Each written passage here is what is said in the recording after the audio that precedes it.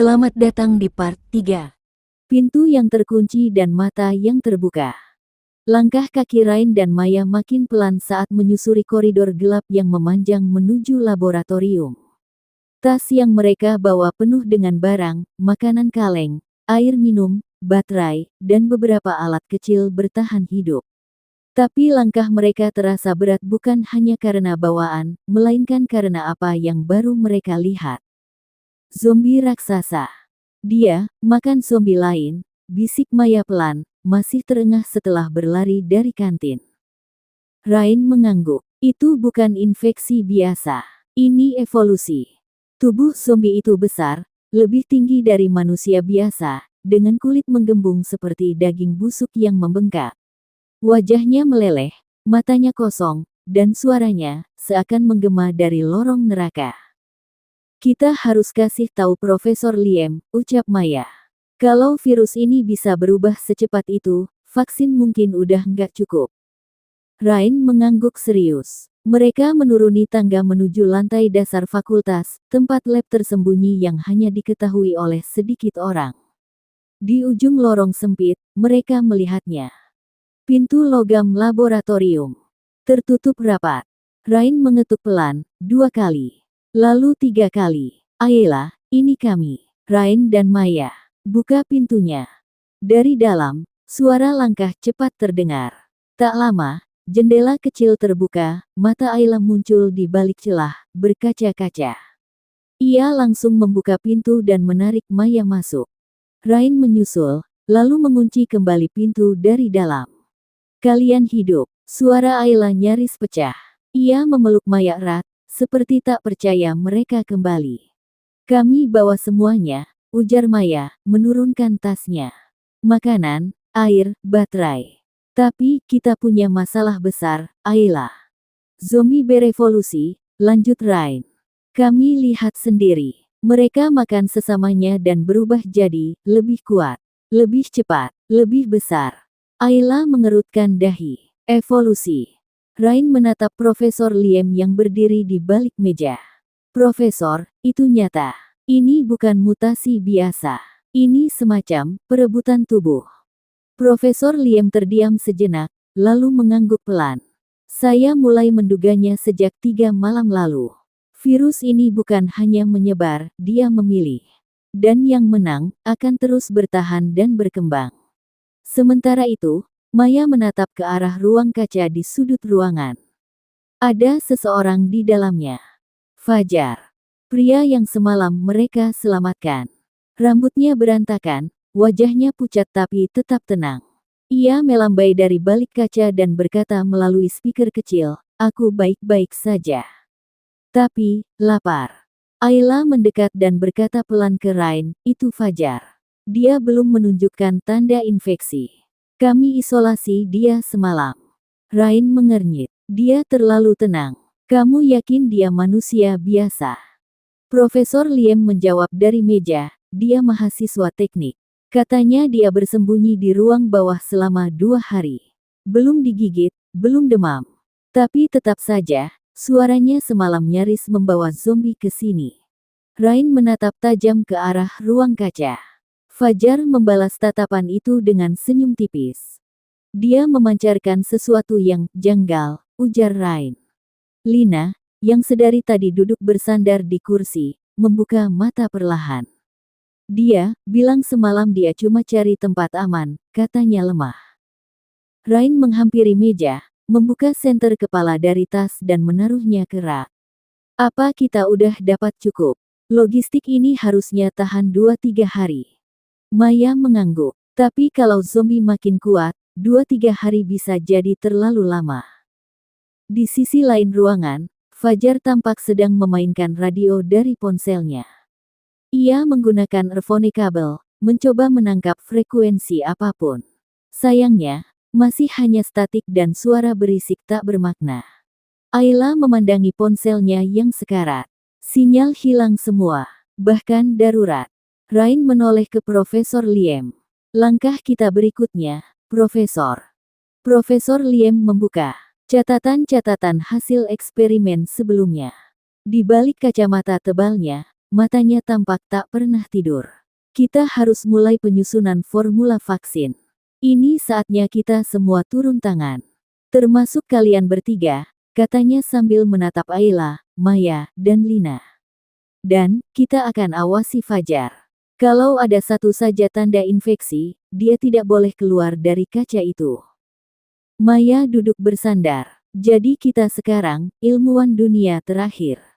Profesor Liem tertawa kecil, getir. Atau, saksi kehancurannya. Sinyal dan parang. Sudah lebih dari 24 jam sejak Rain dan Maya kembali ke laboratorium. Kondisi mulai membaik, setidaknya tidak ada yang terluka, tidak ada yang terinfeksi, dan makanan masih cukup untuk beberapa hari ke depan. Tapi mereka semua tahu, keadaan tak bisa terus seperti ini. Diam berarti mati. Pagi itu, Ayla yang pertama bangun. Ia merapikan jaketnya dan menatap langit dari balik jendela kecil di atas pintu lab. Udara masih dingin, tapi cahaya matahari tak terlalu terik, membuat mereka percaya bahwa waktu terbaik untuk keluar adalah sekarang. Rain, Maya, Lina, Fajar, dan Profesor Liem mulai bersiap. Sudah saatnya kita cari senjata betulan, ujar Rain sambil memasukkan botol air ke dalam tasnya. Kalau kita terus bergantung sama senter dan buku fisika, ya kita tinggal tunggu giliran dimakan. Ayla mengangguk. Gudang peralatan kampus ada di belakang gedung seni. Di sana biasa ada parang, kapak, palu, buat kegiatan pramuka dan UKM lainnya. Jadi kita akan berburu senjata sekarang? Tanya Maya sambil mengikat tali sepatunya. Lebih tepatnya, sahut Rain sambil menyandang tas, kita akan bertahan hidup. Lina masih duduk di sudut ruangan, pucat dan lemas. Wajahnya basah karena baru mencuci muka, tapi jelas ia belum pulih sepenuhnya. Aku ikut, ucap Lina dengan suara pelan. Ayla menoleh cepat. Lina, kamu yakin? Kamu belum minum obat penambah darah sejak 3 hari lalu. Lina memaksakan senyum. Aku lelah terus jadi beban. Profesor Liem melirik ke arah Lina dari balik kacamatanya yang tebal. Kalau kau merasa tidak mampu, lebih baik tetap di sini. Tapi jika kau ingin ikut, jangan pernah lengah. Lina tak menjawab. Ia hanya menyelipkan pisau lipat kecil ke dalam kantong jaketnya, satu-satunya alat pertahanan yang ia miliki. Fajar berdiri di belakang, memperhatikan semua itu tanpa banyak bicara. Ia membawa tas hitam kecil, berbeda dengan yang lain. Di dalamnya, makanan, kabel, power bank, radio kecil, dan sesuatu yang tidak ia ceritakan kepada siapapun. Malam sebelumnya, saat semua tertidur, bahkan Profesor Liem yang biasanya seperti tak pernah tidur, Fajar duduk di pojokan ruangan kaca, memelototi layar ponselnya yang ia sambungkan ke radio kecil dengan headset kabel. Satu-satunya alat komunikasi yang masih berfungsi. Dan ia mendapat sinyal. Karantina darurat pemerintah dipindahkan ke pelabuhan, koordinat 30-30, tidak ada transportasi masuk, hanya keluar. Fajar membekap mulutnya sendiri saat mendengar itu. Ia menatap sekeliling, semua tertidur. Bahkan Ayla dan Rain. Ia tahu apa artinya ini. Kesempatan. Ia tidak memberitahu siapapun. Dalam kepalanya, satu rencana telah muncul, jika mereka semua bergerak ke arah pelabuhan, maka di saat yang tepat, ia bisa lari ke kapal. Meninggalkan mereka, meninggalkan kampus ini, meninggalkan semua kekacauan. Bukan berarti aku jahat, pikirnya saat itu. Aku cuma realistis. Kalau aku bilang sekarang, mereka pasti ribut. Mereka gak akan percaya. Mereka mungkin malah rebutan.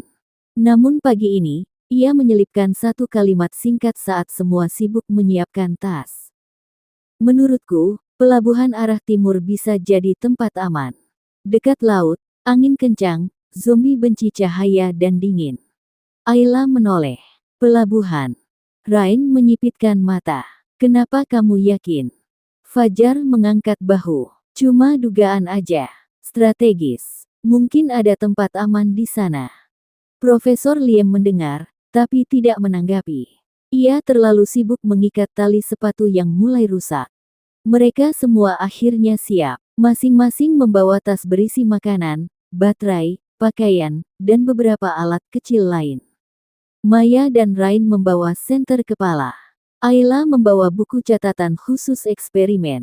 Bahkan Lina, meski langkahnya gontai, membawa pisau lipat dan satu botol air kecil.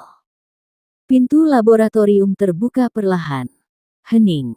Angin berembus. Matahari masih malu-malu menembus celah awan. Mereka menyusuri lorong fakultas dengan langkah perlahan, sesekali berhenti untuk memastikan tak ada gerakan dari balik jendela.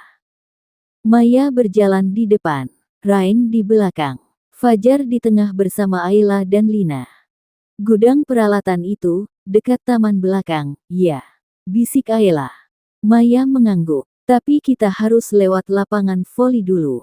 Biasanya banyak zombie di sana karena bangunannya teduh dan lembab. Mereka merunduk saat melintasi halaman fakultas. Beberapa zombie tampak diam berdiri seperti patung di sudut gedung. Tidak bergerak, tidak mengendus. Belum sadar. Rain memberi isyarat dengan tangan. Mereka melintasi dinding kampus seperti bayangan. Hati-hati, sunyi. Ayla bisa mendengar degup jantungnya sendiri. Lina berkeringat dingin. Maya menggenggam palu kecil. Fajar menunduk, sesekali melirik arah timur. Pelabuhan, pikirnya. Tinggal tunggu waktu. Sesampainya di dekat gudang, mereka bersembunyi di balik semak dan melihat pintu besi berwarna hijau tua. Rain memberi tanda. Tutup. Tapi bisa dibuka pakai linggis kecil. Siapa bawa? Ayla merogoh tasnya dan mengangkat satu linggis besi pendek. Ini. Rain mengangguk. Bagus. Tapi pelan, jangan bunyi. Sementara mereka membongkar kunci pintu gudang, Fajar berdiri di belakang, matanya terpaku ke arah langit timur. Jauh di sana, samar, terlihat asap tipis naik dari arah laut. Pelabuhan itu nyata, dan dia akan ke sana. Titik lelah. Fajar pikir, semua orang begitu sibuk menyiapkan tas, memeriksa senjata, dan memikirkan rute, sehingga tak akan ada yang curiga saat ia menyarankan arah pelabuhan. Tapi ternyata ia salah. Tatapan Rain sempat menusuk. Sorot matanya dingin, terlalu tenang untuk seorang yang tidak curiga. Maya yang biasanya blak-blakan hanya mengangguk pelan dan mencatat sesuatu di buku kecilnya. Ayla diam, tapi jelas sedang mengamati. Mereka tak bilang apa-apa. Tapi Fajar yakin mereka semua tahu ada sesuatu dengan pelabuhan. Dan mereka tetap memilih jalan itu. Bukan karena percaya sepenuhnya, tapi karena itulah satu-satunya kemungkinan selamat yang masuk akal. Di dunia yang sedang runtuh ini, bahkan setitik harapan pun layak diperjuangkan, meski datang dari seseorang yang baru mereka kenal. Perjalanan menuju pelabuhan bukan sekadar melelahkan, itu menyiksa. Jalanan kota seperti labirin reruntuhan dan tubuh-tubuh tak bernyawa. Sebagian rumah hangus, sebagian terkunci rapat, sebagian lagi terbuka, dan sepi secara tidak wajar. Mereka menyusuri jalanan kecil, menghindari pusat kota yang padat dan berisiko. Tapi tetap saja, sesekali mereka harus menunduk cepat ketika suara geraman terdengar dari gang sempit atau ketika seekor zombie yang mengejang mendadak berdiri dari balik bangku taman. Ayla membantu Lina berjalan. Gadis lemah itu sudah sejak tadi tampak kepayahan. Keringat dingin membasahi pelipisnya, dan napasnya tersengal tiap beberapa langkah. Berhenti dulu, kata Rain sambil menunjuk sebuah rumah sederhana dengan pagar kayu yang setengah roboh. Kita bisa periksa dulu, kalau aman, istirahat sebentar. Mereka masuk. Maya memeriksa ruangan, Rain memeriksa dapur. Ayla dan Lina duduk di ruang tamu yang penuh debu. Fajar menyandarkan tubuhnya di dinding, menatap pintu belakang. Tak ada zombie, tak ada suara. Aman untuk sekarang. Namun saat mereka mulai melepas tas dan meneguk air, Lina akhirnya berkata, suara yang membuat semua orang hening. Aku mau tinggal di sini saja. Ayla menoleh cepat. Apa maksudmu, Lin? Maya memicingkan mata. Kamu bercanda. Tapi Lina tidak bercanda. Matanya merah, bahunya turun, dan tangannya gemetar. Aku enggak kuat lagi. Kaki aku, rasanya udah gak bisa digerakin. Setiap langkah rasanya mau pingsan. Aku gak bisa terusin. Aku akan jadi beban. Air matanya mulai mengalir. Aku gak mau mati, tapi aku juga gak sanggup terus kayak gini. Tak ada yang bicara. Bahkan Ayla pun hanya bisa menggenggam tangan sahabatnya erat. Lina adalah teman masa kecilnya. Mereka tidur bersama saat camping pertama, belajar bersama semalaman sebelum ujian nasional, bahkan menangis bersama waktu nilai matematika mereka nol besar. Meninggalkannya, itu seperti menghancurkan bagian dari dirinya sendiri. Tapi kata-kata yang paling mengejutkan datang dari Profesor Liem. Kalau mau tinggal, ya tinggal. Tapi siap-siap jadi zombie, seperti yang kamu lihat sendiri. Semua menoleh ke arah profesor yang duduk di kursi reyot di dekat jendela, masih memeluk map besar berisi salinan data virus. Ekspresinya datar. Profesor, itu kejam, kata Ayla lirih. Bukan kejam, jawabnya dingin. Itu kenyataan. Dunia tidak menunggu yang lemah. Kita kehilangan satu orang, atau kehilangan semuanya. Lina menangis keras sekarang. Maya langsung memeluknya dari belakang, menepuk-nepuk punggungnya. Rain berjalan pelan mendekat, lalu berjongkok di depan Lina. Sebenarnya, Profesor hanya takut, katanya tenang. Takut kehilangan satu dari kita. Tapi dia gak tahu cara bilangnya. Profesor tidak menyangkal. Ia hanya diam, menatap keluar jendela. Ayla duduk di samping Lina dan berkata lembut, kita gak akan ninggalin kamu. Kita istirahat sedikit lebih lama. Kalau kamu masih gak kuat, kita cari rumah yang lebih aman. Tapi kamu tetap sama kita. Setelah sedikit minum dan mengunyah sisa roti kering, perlahan Lina menenangkan diri. Matanya masih sembab, tapi kini tangannya tak lagi gemetar. Maya mulai menghitung sisa perbekalan. Setelah dibagi rata, ternyata hanya cukup untuk 2 hari perjalanan jika dimakan secara normal. Kalau kita hemat dan kuat, kita bisa puasa 1 kali makan, ujar Maya. Rain menoleh ke arah Fajar. Gimana kalau kita, cowok, puasa makan siang besok? Biar yang cewek masih punya tenaga. Fajar, yang sejak tadi hanya diam dan menulis di notes kecil, akhirnya mengangguk. Setuju. Aku bisa tahan, ujarnya. Kalau kita gak tahan, kita ganti hari. Yang penting gak semua lemas bareng, tambah Rain. Profesor hanya mendengus. Puasa akan melatih sistem kekebalan. Bagus. Tapi jangan lupa minum. Mereka pun beristirahat lebih lama di rumah kosong itu. Ayla duduk di dekat jendela, memandangi langit yang mulai oranye keemasan. Fajar menyibukkan diri dengan headsetnya, seolah tak peduli siapa yang memperhatikan. Tapi Rain memperhatikan. Ia tahu Fajar menyembunyikan sesuatu. Dan jika mereka benar-benar bergerak menuju pelabuhan, ia harus bersiap untuk kemungkinan terburuk. Bukan zombie, tapi pengkhianatan. Pengorbanan. Suara itu datang dari balik pintu kamar yang tertutup debu dan kayu reyot. Erangan, serak, basah. Awalnya hanya lirih, tapi lama-lama cukup keras untuk membuat mereka semua terdiam. Ayla bangkit dari duduknya. Maya menggenggam erat pisau kecilnya. Lina menahan napas, tubuhnya masih lemas. Profesor Liem menoleh pelan dengan alis mengerut tajam. Zombie, bisik Rain pelan, melirik ke arah pintu. Fajar berdiri perlahan, wajahnya serius. Ia melihat ke layar ponselnya, 9%. Hanya sisa detik untuk digunakan. Ia menyerahkannya ke Maya. Pegang ini, bawa terus. Kalau nyala, itu harapan terakhir kita. Tanpa menunggu reaksi, Fajar berjalan perlahan ke arah pintu kamar tua itu. Engselnya sudah longgar. Cukup satu dorongan keras, pintu itu bisa roboh. Tapi sebelum ada yang sempat menyarankan sesuatu, pintu terdorong dari dalam. Kayu retak, cakaran dari balik celah menghantam pundak Fajar.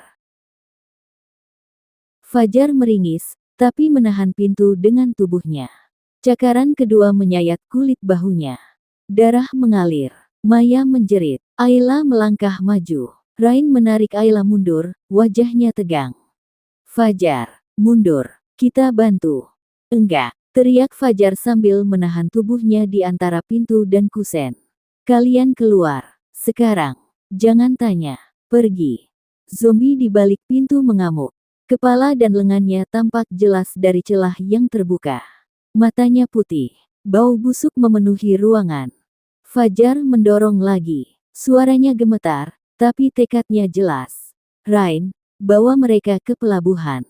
Di sana ada kapal. Ada yang selamat. Aku dengar lewat frekuensi. Maaf, baru sekarang aku bilang. Fajar, jerit Ayla. Zombie itu berhasil menyelipkan giginya ke bahu Fajar. Gigitan penuh. Lehernya juga tersentuh. Fajar memekik, tubuhnya bergetar hebat. Pergi, teriak Fajar. Cepat. Profesor Liem yang sedari tadi hanya terdiam, akhirnya bergerak cepat. Ia menarik Rain, Ayla, Lina dan Maya. Jangan biarkan pengorbanannya sia-sia. Kita keluar sekarang. Pintu belakang dibuka dengan cepat. Fajar, yang kini mulai mengejang, masih menghalangi pintu kamar. Tapi tubuhnya mulai berubah. Matanya memerah, gigi mulai gemeretak. Tapi aneh, ia tidak menyerang. Fajar melindungi mereka, bahkan sebagai zombie. Dengan langkah berat, mereka meninggalkan rumah itu. Suara-suara dari dalam masih terdengar. Jeritan, cakaran, hening. Lalu, hanya suara langkah kaki mereka sendiri. Mereka terus berjalan, tanpa bicara. Tak ada yang menangis keras, tapi semua terdiam. Ayla sesekali memegang dadanya yang sesak. Maya menggenggam HP Fajar erat-erat, seolah itu sisa terakhir dirinya. Lina hanya berjalan tanpa arah pandang. Rain menatap jalan di depan tanpa berkedip. Fajar telah berkorban untuk mereka. Dan itu bukan kematian biasa. Itu pilihan. Dia tahu dari awal, ya, kata Maya akhirnya. Rain mengangguk. Aku curiga. Tapi dia tetap bersama kita. Tetap bantu kita. Profesor berhenti sejenak, lalu menatap ke arah langit yang mulai mendung. Itu, manusia. Bahkan di akhir hidupnya, dia lebih baik dari banyak orang yang masih hidup. Semua hening kembali. Mereka berjalan menuju daerah dermaga. Tapi jalanan makin sulit. Bangunan runtuh, bau bangkai, suara samar zombie, bahkan hembusan angin mulai menusuk dingin. Perbekalan semakin sedikit. Tapi satu hal berubah. Tujuan mereka bukan cuma bertahan hidup, tapi menghargai mereka yang telah mati agar yang lain tetap hidup. Langkah mereka mungkin lambat, tapi hati mereka kini lebih kuat. Harapan tipis. Langit mulai gelap, bukan karena malam, tapi karena awan abu yang menutupi sinar sore. Di dalam rumah tua yang mereka gunakan sebagai tempat berlindung sementara, suasana hening. Tak ada suara tawa, tak ada cerita, hanya napas berat dan mata yang masih sembab setelah kehilangan Fajar. Di sudut ruangan, Profesor Liem duduk di lantai, dikelilingi tumpukan buku, kertas, dan catatan yang sudah berantakan. Di tangannya, selembar lembaran kuning yang mulai robek. Aku tahu, gumamnya pelan. Aku tahu bagaimana cara buat vaksinnya. 4 pasang mata langsung menoleh.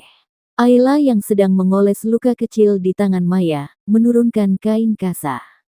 Dan berjalan mendekat. Apa, Prof? Tanya Rain, dengan suara masih parau karena lelah.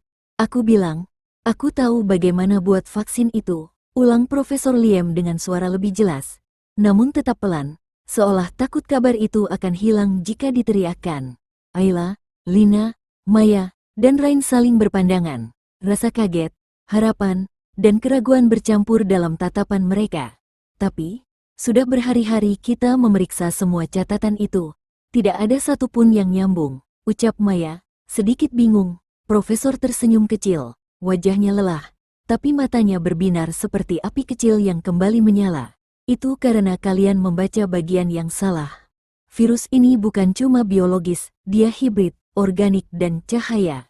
Lihat ini. Ia menunjukkan diagram aneh dengan coretan tangan dan garis merah yang melingkari kata fotonik DC katalis. Apa maksudnya itu, Prof? Tanya Ayla. Virus ini aktif di dalam darah dan menyebar melalui sistem saraf. Tapi, sinar matahari mempercepat kerusakan jaringannya. Itu kenapa zombie terlihat keriput dan mengejang saat terkena cahaya. Rain mengangguk, mencoba mencerna. Berarti kita bisa membuat serum penetral dengan teknologi foton. Betul. Tapi aku butuh alat, spektrum analisis, mikroskop tingkat tinggi, ruang isolasi, Profesor Liem menggeleng pelan. Dan itu semua, hanya ada di laboratorium utama. Lab di fakultas kita udah hancur, Prof, kata Lina pelan, suaranya nyaris tak terdengar. Ia duduk sambil memeluk lututnya. Mungkin, ujar Profesor, menatap mereka satu-satu. Tapi, jika kapal di pelabuhan benar membawa kita ke tempat karantina, bisa jadi di sana ada fasilitas itu. Semua terdiam sejenak. Harapan seperti pisau bermata dua, menyala, tapi bisa menghancurkan jika tak nyata. Ayla mendekat. Berarti, kita masih punya peluang. Profesor menatapnya, lalu mengangguk pelan. Sekecil apapun itu, ya, kita punya. Rain berjalan ke radio tua yang sebelumnya digunakan Fajar. Ia menyalakannya perlahan. Suara gesekan dan frekuensi bising memenuhi ruangan. Mereka semua menahan napas. Kapal penyintas berangkat dari dermaga utama, pukul 4 sore, besok. Suara dari radio serak, namun jelas. Mereka saling pandang. Hari sudah hampir malam. Mereka hanya punya waktu sehari lagi untuk bisa sampai ke pelabuhan. Tidak ada ruang untuk kesalahan. Kita harus istirahat sekarang, kata Maya, mencoba tenang. Kalau enggak, besok kita enggak akan kuat jalan. Ayla mengangguk. Lina diam, matanya menerawang, tapi ia tidak membantah. Profesor menutup buku terakhirnya dan merebahkan tubuhnya di lantai dengan jaket usang sebagai alas. Rain mematikan radio dan memeriksa senjatanya sekali lagi sebelum tidur. Ayla menatap langit-langit kusam rumah tua itu, matanya belum bisa terpejam. Ia memikirkan Fajar, keluarga, dan semua yang sudah mereka lalui. Di luar, suara angin malam terdengar menyapu reruntuhan. Dunia sudah berubah, tapi harapan, sekecil apapun itu, masih menyala di dada mereka. Besok akan jadi hari paling berat dalam hidup mereka. Tapi itu juga bisa jadi awal segalanya. Di depan gerbang, pagi datang tanpa suara ayam. Tanpa sinar hangat, hanya kabut dingin dan langit pucat yang menatap mereka dari atas. Ayla terbangun lebih dulu. Sisa air di botol dia gunakan untuk membasuh wajahnya. Maya menyusul, menggeliat pelan dan menatap kosong ke arah jendela yang pecah. Rain memeriksa barang-barang di dalam tas, menghitung logistik yang kian menipis. Tapi Lina masih terbaring. Tenang, diam. Biarin aja dia tidur dulu, gumam Ayla pelan. Suaranya lembut, hampir seperti menghibur dirinya sendiri. Lina memang kelelahan semalam. Tubuhnya ringkih, dan obat penambah darahnya sudah habis sejak 3 hari lalu. Ayla tahu itu, tapi tidak mengira. 1 jam berlalu. Semua sudah beres-beres. Tapi Lina tak kunjung bangun. Ayla mulai curiga. Dia mendekat, menyentuh tangan Lina. Dingin. Lin, bangun yuk, kita mau jalan. Tak ada jawaban. Lin, udah pagi, suara Ayla mulai gemetar. Maya menoleh, ikut mendekat. Rain dan Profesor yang sedang menyusun peta langsung berdiri. Profesor jongkok di samping Lina, menyentuh nadinya. Lalu lehernya. Lalu mendekatkan telinga ke dada Lina. Sunyi. Prof, bisik Ayla. Harapannya menipis, tapi tetap ada secuil di hatinya. Profesor mengangkat kepala perlahan. Tatapannya kosong. Sorot matanya kehilangan semangat yang biasanya selalu menyala di balik kacamata tebal itu. Dia sudah pergi. Ayla membeku. Dunia seperti diam untuk sesaat. Alia menatap sahabatnya itu lama sekali, tak percaya. Matanya membulat, mulutnya terbuka sedikit, tapi tak ada suara yang keluar. Maya terisak, lalu jatuh terduduk di lantai. Suara tangisannya akhirnya pecah pelan, putus-putus, namun dalam dan menyayat. Ayla mendekap tubuh Lina. Bangun, Lin, bangun dong, kamu belum bilang apa-apa semalam. Tangannya mengguncang tubuh sahabatnya yang dingin. Kamu belum janji buat kuat, kamu nggak boleh tinggalin kita, Lin, kamu nggak boleh. Ayla menangis dalam diam, tapi air matanya deras sekali. Mengalir ke pipi, lalu jatuh ke dahi Lina yang pucat. Maya ikut memeluk tubuh itu, meski tubuhnya gemetar hebat. Kita belum nyampe, Lin, kamu janji ikut kita sampai akhir, gumam Maya, napasnya berat. Rain berdiri mematung di dekat pintu. Matanya memerah, tapi dia menatap tanah, tak berkata apa-apa. Bahkan saat Maya menangis keras-keras, bahkan saat Ayla mulai terisak tak terkendali, Rain tetap diam. Tapi jari-jarinya mengepal begitu erat hingga buku-bukunya memutih. Profesor akhirnya angkat bicara. Kita harus menguburkannya sebelum dia bangkit. Suara itu membuat Ayla menoleh. Sejenak, ada rasa marah. Tapi dia tahu, Profesor benar. Dan Lina, sahabatnya yang lemah tapi selalu berusaha itu, pasti tak ingin jadi monster. Dengan tangan yang gemetar dan air mata yang belum berhenti, mereka menggali tanah di halaman rumah kosong itu. Tak ada alat, hanya sebilah besi karatan dan kaki serta tangan mereka sendiri. Setelah liang itu cukup dalam, Ayla dan Maya mengangkat tubuh Lina. Maya meletakkan sebuah selendang di atas dada sahabatnya, selendang yang sering dipinjam Lina untuk menghangatkan tubuhnya. Aku janji gak akan lupain kamu, bisik Ayla. Tangannya gemetar saat menutupi tubuh sahabatnya dengan selimut tipis terakhir yang mereka punya. Mereka menaburkan bunga liar. Maya mengambil satu ranting dan menancapkannya sebagai nisan darurat. Terima kasih udah bertahan sampai sejauh ini, Lin, maaf, kita nggak bisa lindungin kamu. Mereka berdiri mematung di depan makam kecil itu. Tak ada yang bicara. Mereka hanya diam, menangis bersama. Butuh waktu hampir 1 jam sebelum profesor menyuruh mereka bergerak. Kita harus lanjutkan perjalanan. Untuk Lina. Langkah kaki mereka berat, seolah setiap langkah menyeret kenangan dan duka yang belum selesai.